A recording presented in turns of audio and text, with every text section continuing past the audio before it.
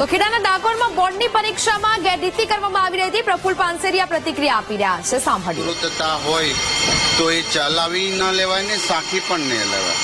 આ એક સભ્ય સમાજ માટે શરમજનક ઘટનાઓ છે.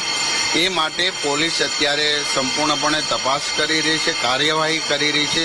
તમામ બાળકો 18 વર્ષથી નીચેના છે, પરંતુ 18 વર્ષની નીચેની બાળકો પણ જો આવું કૃત્ય કરતા હોય તો ખૂબ શરમજનક ઘટના છે. આ બાબતમાં દરેક હોસ્ટેલો કે શાળાઓની અંદર પણ જાગૃતતા લાવવાનો પ્રયાસ કરીશું.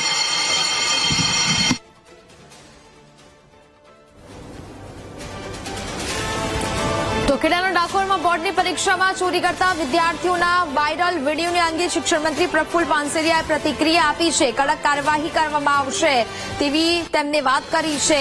ગણિતના પેપરમાં સુપરવાઇઝરની હાજરીમાં આ ગેરરીતિ થયું હોવાનું સામે આવ્યું હતું. ભવંસ ઇંગ્લિશ મીડિયમ સ્કૂલમાં ધોરણ 10ની પરીક્ષા ચાલી રહી હતી અને આ પરીક્ષામાં વિદ્યાર્થીઓ છે તે ચોરી કરી રહ્યા હતા અને તે દરમિયાનના સીસીટીવી ફૂટેજ છે તે સામે આવ્યા. ગણિતના પેપરમાં સુપરવાઇઝરની હાજરીમાં કાપલીની આપલે જોવા મળી હતી. છેલ્લી બેન્ચ પર બેઠેલા વિદ્યાર્થીઓ પરીક્ષામાં ચોરી કરી રહ્યા હતા અને ચોરી કરતા વિદ્યાર્થીઓ સીસીટીવીમાં કેદ થયા હતા. વિડીયો વાયરલ થતા શાળાની કામગીરી પણ સવાલ ઉભા થઈ રહ્યા છે, કારણ કે સુપરવાઇઝરની હાજરી હોવા છતાં આ પ્રકારની ગેરરીતિ છે તે એક વર્ગખંડમાં ચાલી રહી હતી. કાપલીની આપલે છે તે અહીંયા સીસીટીવીમાં જોવા મળતા હવે અનેક સવાલ છે તે ઉભા થઈ રહ્યા છે.